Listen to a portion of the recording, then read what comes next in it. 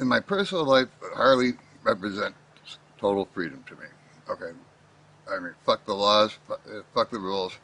You know, I have as much freedom as I'm willing to risk.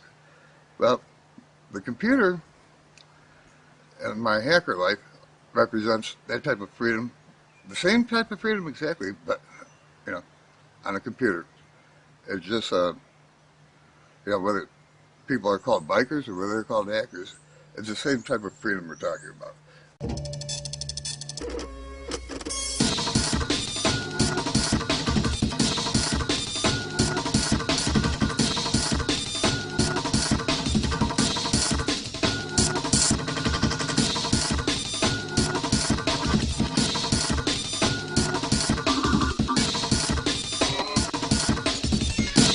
Hacking is simply hacking away at a computer keyboard until it does what you want it to do.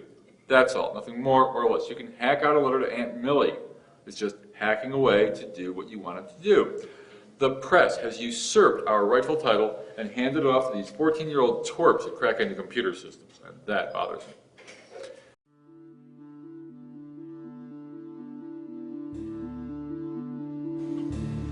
A hacker is somebody who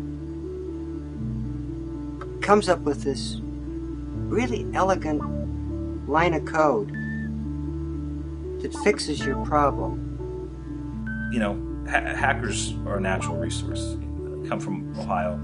You know, Orville and Wilbur Wright, the original hackers, you know, bicycle guys. And he just does it like that off the top of his head, basically. You never went in there trying to harm somebody else's system. It was all about the wall and getting through the wall and figuring out creative ways under, around, through, whatever. So that the spirit to be able to take these components, put technology that was the domain of governments for so long, and to let the average person figure out how to use it, I mean, that's the promise of technology.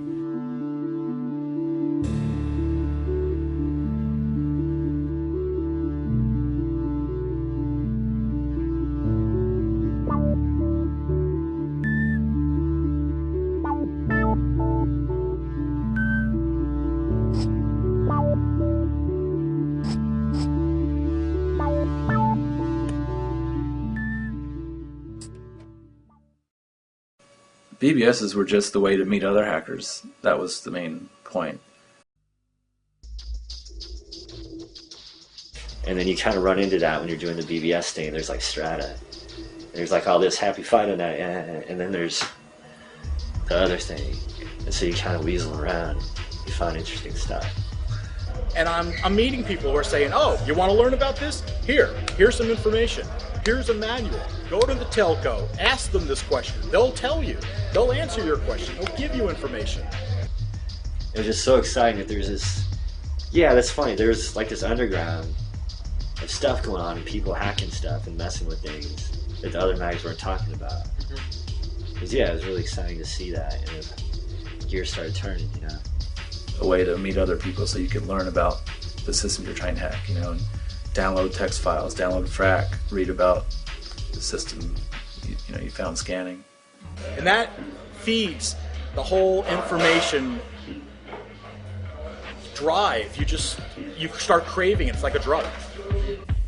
I had pretty much stopped calling anything that didn't have to do with the computer underground in one sense or another. Didn't have time for it, wasn't interested in it. Just stopped dealing with it at all.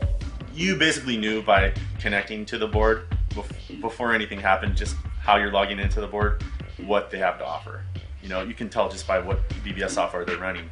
Certainly there was an aspect of the well, we're a bunch of pirates and they're a bunch of straights and la la la, but it was just more like, God, these people are boring. You know, you'd have to fill out a little essay about yourself and answer a bunch of questions. And what got me is I could have got a credit card with less information than these BBSs would want to just give me, you know, dial-in access. You had to fill out a form, and you had to, like, You know, you'd have to send it back to the sysop. Then you have to give them his email. And people get scared about giving the sysop the email. I believe the popular phrasing was, "Are you a cop?" Because they weren't sure if the sysop was a Fed or not. And then it would, you know, they would get the email. Then they would have to do a callback verification to make sure your number is in place. I'm serious, dude. This is how it worked. It was a painful process. I mean, there's tons of people all the time, you know, you'd see trying to apply to bulletin boards when you go through the news or voting process that would somehow just stumble across an elite BBS phone number, and everybody would, you know, that was the greatest for laughs because you get to vote on them and put comments and be like, how the hell did this guy find this bulletin board phone number, you know? I thought I was the shit and then find out, no, I was nothing. I mean, they would ask everything. They'd ask if you knew what all these abbreviations stood for, and you know, how long have you been part? What's your newest game? That was always my big one for getting into other bulletin boards. There was always a question that said, "What's your newest piece of pirated software?" So I would always just make up the name of a game. I'd be like, "Bernie Johnson's Truck Rally 5," and then people would always be like, "Damn! Like, wow, that's really just so new. I've never even heard of it." A lot of pirate boards were designed to look like some obscure system, like an old Unix system or whatever. And then once you log in, you know, you get the pirate board. Sometimes there's special passwords to get in. We had a public arena, and most people thought that's all we had. And then there were back rooms and back levels and sub levels and so on. So I had, if you first logged on, you were a peasant. And maybe if you got a little more access, I can't recall, you were given a classic card or a silver card or a platinum card, different ways to go up the social scale. And when you did, you got access to more games or better discussion boards, places where people wouldn't be necessarily tolerant of people coming in there and flame baiting people and yelling at people or being very immature. Or even higher than that would be the more nefarious areas, pirating, hacking, phreaking. You know, we wouldn't just say, take anyone's word for it. I know you have elite. I don't know what you're talking about, you know. As a sysop, I get emailed all the time. You know, people want access to my elite section, elite this, elite that. And I never had one. I was actually always very paranoid about having one. Especially once I was like past 17, when I was 18 years old, I'm like, all right, now I'm really like, this is major reason not to have one. I think the best application forms written were by the humble guys. Do you have a girlfriend, and is she gonna get in the way? You know? The whole elite thing wasn't a conscious thing or a stated thing. And oftentimes I would downplay it or not discuss it, crossing from one network to the other, because people get weird about it. Right. Or I'm going to spend all my time helping this person find a way into that network. And a lot of times it just didn't work out. So I don't think I ever actually, you know, I can get in. Well, handles gives you a sense of anonymity, and besides, every third user is named Bob. And you can't have more than one Bob. You can have Bob 2, Bob 3, or Curly Bob, or Bob's your uncle, or, you know, a cool name. Handles. Like, I remember having to consciously alter my mind when talking to my normal friends, like, about what a handle was and everything else. You know, the first time I logged on a bulletin board, I was naive and I used my real name, you know. Yeah. And then the second time, once you see that people have a name, you pick something out. And he came up with Sid Vicious, which was extremely creative, as you can imagine. Yeah. And that, mind you, I don't think that I didn't know who Sid Vicious was when he came up with the Sid Vicious. I probably didn't know who Sid Vicious was when I came up with it. And then saw it in the news or something. And then I came up with graphic violence again because I figured there was a move on that there's too much graphic violence on television. So I said, oh, okay, we'll have graphic violence then. It's because it gave you a sense of being something cooler and much more independent than you normally would ever be for, you know, a 10 or 12-year-old boy growing up in suburbia. I went by the alias The Almighty Set. Named after an Egyptian god. I was always PUD. I was PUD, Desperado, and Cannibal. I sort of flipped between the three.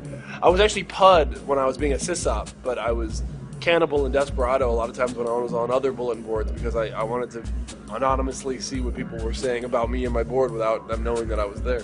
For me, I remember when I started using the handle count 0, and this was before there were a billion people using the handle count 0. I was the only person that I knew of who was using it. And this was right as soon as the book came out, before it was a paperback. I mean, it was.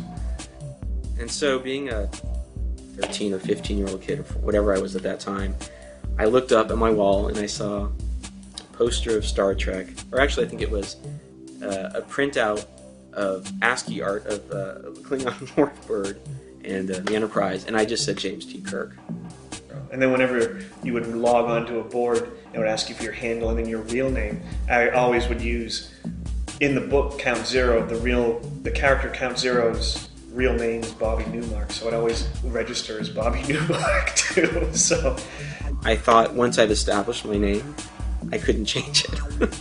I didn't know. I had no idea. I mean, the easiest way to stamp yourself as a newbie back then was to have one of about 5 or 10 different things in your name, right? Lord or God or the Great, or Ninja or, I mean. occasionally you'd get into these little wars where, somebody would steal your name across the country and you're like, well, we had it first and we have the files to prove it, And so usually they'd say, all right, fine, we'll just pick a different name. It was something we picked in the garage today, whatever. I remember getting a phone call one time because the first time I started calling out, I had no idea what to call myself. It was just like, I'm going to call out. And I ended up using a handle Sniper. Don't ask me why. I can't explain it. It just came up, a Sniper. And I remember getting a phone call from someone on like a 3-way phone call. And like a month down the road, I haven't been doing it very long. You got to change your handle, man. I've had that for a long time. And people are starting to confuse us. And this whole little people trying to bully me to change my handle and all this stuff. And the funniest thing was I remember thinking about it and going, screw you guys, I'm not fucking changing my handle for you. I could care less, And eventually I thought it was lame anyways and changed my handle to Zealot. Initially it was sort of a fun thing, but having a handle, but I really took it to heart. And as over time, I had so many conversations using my handle as my name.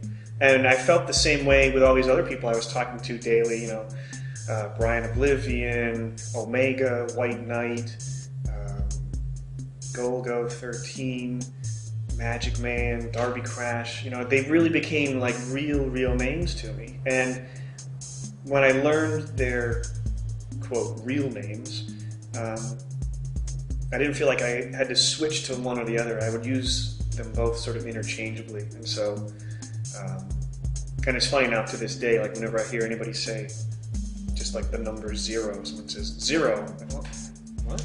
Did someone say my name? I think a lot of people are not happy with who they are, or they may think that their lives are really not very interesting, which for most of us that's not true. We all lead rather interesting lives. And if somebody wants to use a handle, more power to them. During the process of hacking, we should never destroy anything. Explore to learn all the kinkiest technology, modify stuff and make your own. Learn how to do everything, especially the dark side stuff. Learn that first, okay? But don't implement it. It's like, yes, you could have a rifle here and you could be the best marksman in the world, but it doesn't mean that you have to shoot somebody.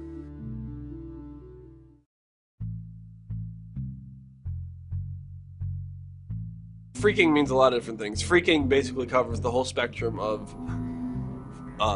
fun with Mabel, fun with the phone company, different things you can do, and people will say that a lot of different things fall into the phreaking category, which could be everything from something as stupid as stealing somebody's calling card number to something like getting change out of a payphone. I mean, there's a lot of different categories. Long distance calling back then, it was expensive. People today don't have any feeling for how expensive it actually was to pick up the phone, especially when you're trying to transfer 16K of data at 300 baud. It was a sizable chunk of change each month. And I was calling all over the country making long distance calls. You know, the phone bill that showed up one month was about that thick, and my mother just about had a heart attack. And I had to go get a summer job to pay the phone bill off. My parents flipped out. They were basically, they're like, what the hell are you doing up there? But do you remember how much that bill was for? $350. The next one was $500. And at that point, my parents were like, "You got to get these bills down." Well, so that's where the phreaking came in. There's no way you're going to pay for that because you couldn't afford it. And if you're doing it legit on your parents' line, I mean, they're going to kill you next month. So I think a lot of the things as far as people phone phreaking, at least that we were in the computer scene, was really to get access to BBS content, and it was typically long distance. What am I going to do? Well, I can't stop calling these places. I just have to figure out how to do it for free. All right, so you'd get the 1-800 numbers and the access codes. And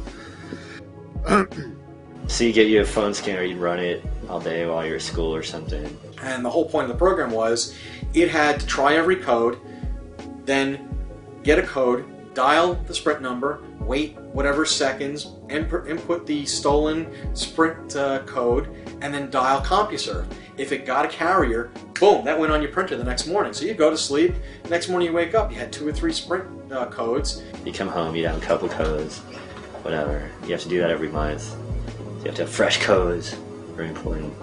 And you had a choice, either you kept it to yourself, which was the best thing to do because you might have gotten 30 days of good long distance dialing out of it, or you traded it on a message on a bulletin board to get high-end access to their pirate games. And that code usually within 3 or 4 days, maybe a week, would be dead, because by the time you gave it out, 10 people gave it out to 10 more people, gave it out to 100 more people. Before you know it, it was across the entire United States, out into Europe, out into everywhere, out to every single BBS out there. And of course, that set off the red flag with Sprint or MCI or whoever it was. I used to stand at payphones in my high school and punch up numbers all day until I got a code. I got that tone, and hey, I could call New York City. And the motivation of the kids isn't ever to screw the company. It's more, well, I need this.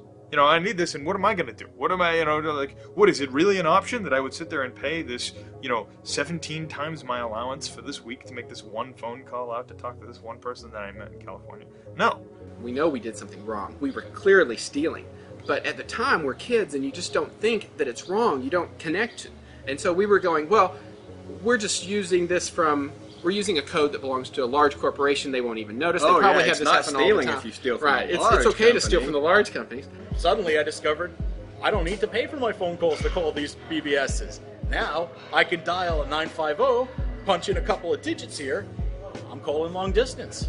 I'm saving money. And the things we were doing with it were just merely promoting. We were connecting. How do we connect with somebody in Austin? I'm not going to pay $6 an hour to connect to somebody in Austin. I'll just, How can I do that take for a little free? bit out of my ethics here and use a phreak code. My parents, the next month, I remember my dad was like, so we have no long distance charges this month, but you're still using the computer just as much as you were last month. What's going on? And I was like, oh, I don't know. I'm just being a good boy.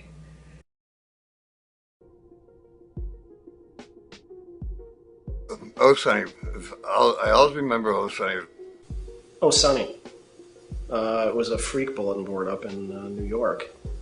It was spurred by a meeting of the Ohio Scientific Users Group of New York, which is what OSUNY stands for.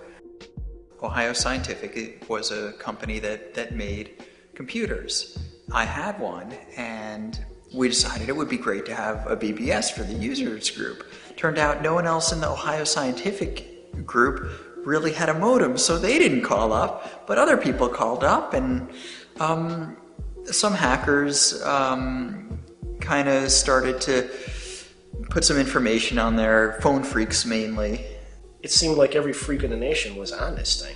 I mean, to dial into it would take you hours just redialing to get into it. There were a couple of people early on, Milo Phone Bill and Tom Tone. I think They were a couple of the early ones, and Mr. America also. If you had any question, you posted it, and anywhere between an hour later to 3 days later, you know, depending on whatever person dialed in, you'd have the right answer.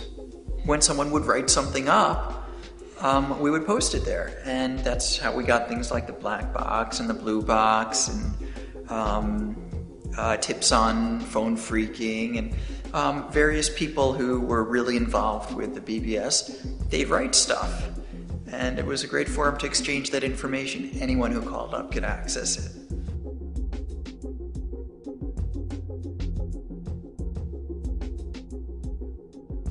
I think what was interesting being on OSUNY at the time was the Newsweek article. It came out, and there was the name of a board that you're on almost every day mentioned in Newsweek, and as a young teenager. I mean, it was just shocking. It was pretty amazing that this guy wanted to write things like this.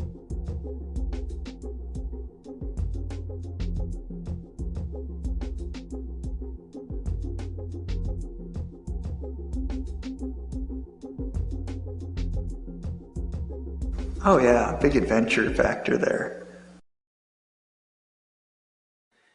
I'm an anarchist, look at me. What is it you're doing to promote anarchy? I'm an anarchist, look at me. That's all we were. It wasn't any actual plan, strategy, or anything to overthrow the government. It was just, that was the thing you did. You know, like people today getting their nose pierced. We were anarchists. Right. But it didn't mean anything. The younger people at the time were like really into the anarchy stuff, and they were all under 18, and they were, you know, they were still indestructible. They were still willing to go out and do the crazy things in real life, and the rest of us were doing those kinds of crazy things, but kind of worried about it more than they were. If you're 15 and you just learn how to write and you just learn how to publish to a global audience in the same month, you end up writing a lot of embarrassing stuff you can't retract. It sort of belongs to the world. It never occurred to us not to write about something unless we were pretty sure we were going to get busted. But we were lonely kids, lonely teenagers. Some of us were lonely adults, or isolated for whatever reason. There were a lot of people in smaller communities who didn't have anybody else to talk to. I made a pipe bomb or two in my day. That was a popular one. You know, well, who else would we tell about it? Sometimes you go out and do something particularly crazy just so you could tell people about it. At the time, there was this book, the Anarchist Cookbook, which was, you know, banned, and so we appreciated that it was a banned book.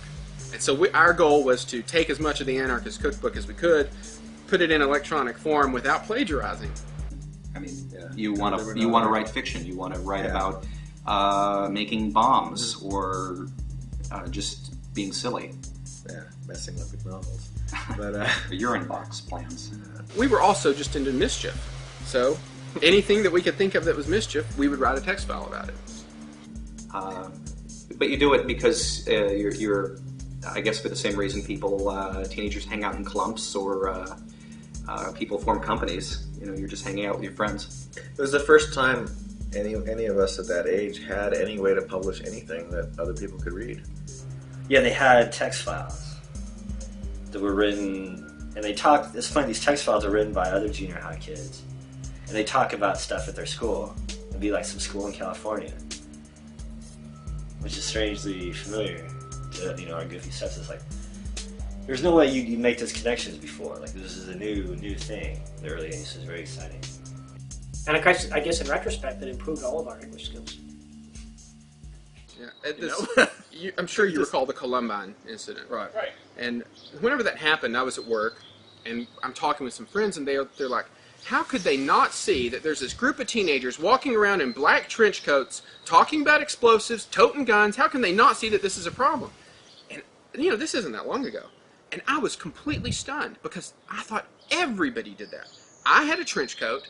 I made explosives. I played with guns on the weekend. I didn't have any hate. And I think that was the thing that separated us. You know, I didn't hate anybody. I didn't hate my schoolmates. I didn't hate anybody. But we made explosives. We shot guns on the weekends. We had our black trench coats. We had T-shirts with Anarchy on them. We were all of that stuff there. All the things that the Columbine kids were. Except that we didn't have any hatred.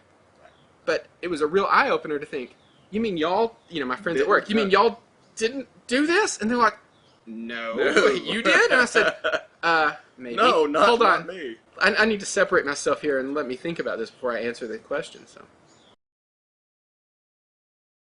I bought a game for my computer that wouldn't run. And I called the manufacturer, and the manufacturer said, I'm sorry, that copy protection apparently doesn't work right with that computer. So I took the software back, and they said, I'm sorry, you've opened the package. So we got together, and we cracked the protection so that I could play the game on the computer that they told me it would run on. But see, there were other people out there cracking programs before us. We weren't the first. We just ended up being the best. You just, yeah, you think. It was such a challenge all the time, you know, get the new software, go in, crack it. I mean, my head was stuck in coding all the time, you know. I was thinking, you know, zeros and ones and hexadecimal and, you know, opcodes, operands and all that stuff. I was nonstop. Back then, the language of choice for the platform, because they were so slow, was assembly and machine language. So it was difficult to learn, but once you learned it, reading it was, you know, straightforward, really. I picked it up so quickly, just with assembler and all that, and I was able to write all kinds of, you know, cool routines and programs, and, you know, then getting on the BBSes. And now, at first it was just, you know, oh, well, there's a new game out, well, there's a cracked version, there's a non-cracked version. Well, how do you crack them? Well, you open up the manual on machine language on Apple II, and then find there's 3 others on the market, and then you read about this thing on somebody's bulletin board, and next thing you know, you're sort of an amateur. It started with just neighborhood kids bringing me software, you know, the regular retail box software from the store. Then I'd crack it. A lot of people know how to copy software, but not a lot of people know how to actually crack it. And you had a lot of people in town that could actually crack it. If you could crack it, then everybody called you bored because you're the first to have it. And so it just kept growing and growing that way. I think that's how I saw it. I can't recall anything other than maybe a couple of games being all that challenging. Although I know the software manufacturers spent an enormous amount of time and resources trying to copy protect this stuff, but to no avail. Really, for us, it was getting the game as fast as we possibly could. If that meant overnighting the game from, you know, Datasoft or Broderbund or whatever, we would do that, and then when we'd get it, we'd have it cracked by morning. You know, that was our thing. And then we could post on our bulletin board that we had the game, and that was, if you could do that, you were first to town. You're the king of the hill. That was the whole deal. Serious competition developed between different groups. These groups would compete with each other, and then with me as an individual, in getting out, you know, these new wares and who can get it out first. Because ultimately, whoever got it out first, their version and their name, by extension, would be the one that dominated. And if somebody else tried to trade their later crack into the system, it would simply be overwhelmed by the avalanche of whoever got it out first. They started the avalanche. We're using adult words now, but we were proud of the brand we were creating. I mean, that was a large part of it too. Oh, MPG was a brand, that's for sure. Yeah, we didn't call it that back then, but yeah, it was a brand. That's the best way to describe it. It was something that we were contributing towards and trying to build fame on. I mean, the real sense of the word brand, you brand your horse, you know, with a stick. Yeah. We were branding those wares with our logo, you know. Trying to create an identity. Yep. You didn't care about the game so much anymore. It was more about being first. Competition. Yeah. Classic hacking mentality race. Yep. Yeah. They were literally hungry. Literally. I mean, if somebody heard or knew that I had a, you know, new program I was working to crack, I was working on it, they knew. And I'd get calls nonstop. Is it ready yet? Is it ready yet? You know, can it go? And then it would just explode. It would go onto the BBSes in the download area. It would get traded right and left and absolutely everywhere. We got a game. It was Buck Rogers. Remember when Buck Rogers, the TV show, came out? Mm-hmm. So right after that, there was an Apple II game called Buck Rogers. We got the game, and John was cracking it, and in the code was a message. If you're trying to crack this game, call this phone number. And we had the game a day or two, not even, you know, and so John called him and said, hey, is this Buck? Because that's what it said, call and ask for Buck. And the guy on the other end was like, no way, you got it already? Stealing software isn't as personal as it used to be. There's always the issue that, you know, there's no difference between copying a piece of software and walking into a retail store and walking out with the box without paying for it. I mean, That's what they always tell you is, but it doesn't seem close to home when you do it. But we were just a bunch of goofy kids, you know, and so the software at the time was $39.95 or less. And when you're a kid and you don't have any money and you want stuff and it's there and it's free and there's very little to no repercussions that could possibly happen to you by being the small-time software copying. There was hundreds of games, hundreds and hundreds of games. And you download a game, you play it for a while, and you throw it away. And it wasn't even an option that you would have ever bought those. I remember thinking to myself, who would buy this? I remember thought that quite a bit. I don't know how you could look at it, and the laws were so goofy at that time that nothing applied. There wasn't really anything too illegal about it. It might have been a copyright violation, but we never sold any of the stuff we made. That was a rule, almost an unwritten rule that we had. Never. There were pirate groups out there that would get it from us and then try to sell it to their friends. We hated that. Yeah, that's a sin. I don't think we really realized. I mean, we were fairly young at the time. It was such an easy thing to do. It wasn't like stealing something at the store and walking out and, thinking I've done something wrong. It was, I can get a copy of that game just by doing, step ABC. Great, I'll do it because I want to get that game. Nobody ever thinks they're going to get caught, or nobody would ever commit a crime. You're never going to be the one who gets caught. It's somebody else. So there's some fear of it, but there was also, when you're 15 years old, you pretty much feel that you're invincible. They can't bust everybody, you know what I mean? And that's sort of everybody's mentality, like they think they're untouchable. We heard rumors of boards being shut down. And it was just rumors because I didn't know anybody personally. I couldn't pick up the phone and call them. That this board was taken down by the sheriff's department last night. My co-system's job was to run fucking hacker all day and get me as many codes as he wants. I didn't want to run it because I didn't want to get in trouble. We were hiding stuff in cereal boxes so that if they went through our trash, they wouldn't find it because it's inside the cereal box. And there was more than one occasion where we were sure we had been busted. Right. They were saying, oh yeah, and you guys are next. They know about you. And we were terrified. And we were kids. We didn't know that they can't come knocking at our door for what we had said. At least at the time, so. And he used to give me all these codes every day. We had a whole system where he'd put the codes into this area in my bulletin board. My bulletin board would use the codes. And then one day the police came to his house. They confiscated his computer, his monitor, all his printers, all this stuff. The worst part wasn't that he lost all of his computer stuff because of it. The worst part was that, his parents, he was 13, and his parents were like, what the hell are you doing, And I remember one night, us burning. I mean, because we lived out in the country, we had a burn barrel. Right. So we went out and we grabbed everything we had. We grabbed all our printouts. We grabbed everything that was, because we had heard one of our friends got busted. And we took it outside. And my parents, they had to have known something was up. Because it's, 11 o'clock at night, and we're out there burning stuff. And they're stolen everything. And I just keep thinking, my parents sitting there reading the book. What are the kids doing? Oh, they're out there burning evidence. What do you think they're doing? And they just didn't even, no red flags at all. And we didn't ever think it was a really big deal, and I don't think it was a big deal. I mean, maybe it was, $12 worth of calls a week or something like that. But it was a big enough deal that when they tried to really crack down on that kind of thing, they cracked down on it. What we're talking about is stuff that was never told in the articles. You can talk about this BBS or that BBS or this person or that person and about this specific thing, but a lot of people never covered the philosophy behind it or the mentality. They weren't doing this because it was cool. They were doing it because they didn't have anywhere else to go where people understood them. These were people that they could connect with long distance or medium distance over the phone line. That was culture. It was not pretentious. Absolute. It was real.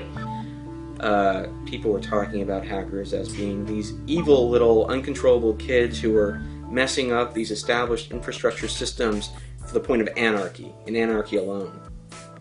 It was focused on kids breaking into corporate computer systems, shadowy hackers, there's a bit of sensationalism to it. It wasn't to do anything destructive or to steal anything or break things. It was to get in and explore. And yet in the media, people were just lambasting hackers as being the devil. And it was really, really frustrating. Back then, no one knew what they were doing with, that is, the authorities didn't really know what they were doing because, well, like hacking into a computer, well, what kind of crime is that? What did they steal, you know? What being a computer hacker is about is being 15 years old, having an excess of brains and hormones. You know, it's like it's just basically being a teenager and wanting to like make mischief and learn stuff and you know, be curious and stuff like that. When you're 15 and 14, you don't have a car, you don't have a girlfriend, you got nothing but time, right? Especially during the summer, no school. So you've literally got, you know, 18 hours a day to just explore, you know? It's like a, you know, totally fits in with just being a male teenager. I think that's why you see these kids, 15-year-old kids, you know, in Europe hacking DVDs. I mean, thank God for those kids, right? Because they don't have anything better to do. No car, no girlfriend. That's just what they do.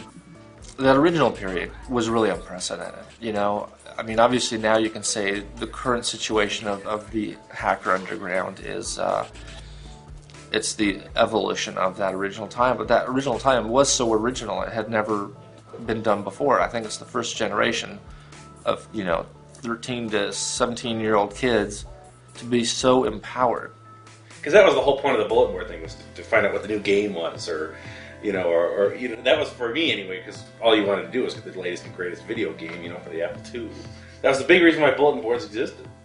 My mother, I mean, she passed away 2 years ago in a car accident, but the last several years that we were talking about it, like the 4 years previous to that, we started talking about those days because I was 13 and the feds were coming by, and I never wanted to bring it up again, especially when it happened 2 more times.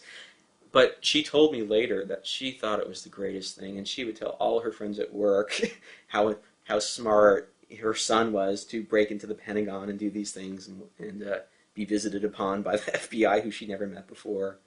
That was the big game. It was a competition to get who could get there first. Yeah. You know, whoever could crack it first, you'd have your name up in lights. 20 years later, now we're getting it in lights, but, you know, here's the lights.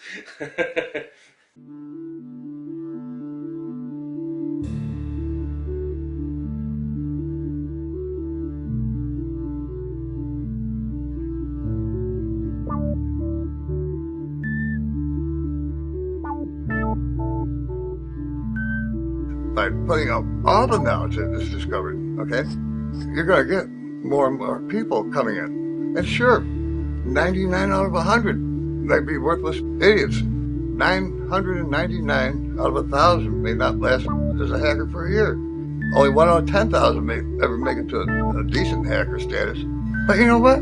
If you're educating millions and millions of 13-year-olds with their first computer, and every night they're over there on their computers trying to hack into this or that, I mean, you have a thing that can never be stopped. Take 1 million new kids and give them all the information in the world. Let history decide who becomes what.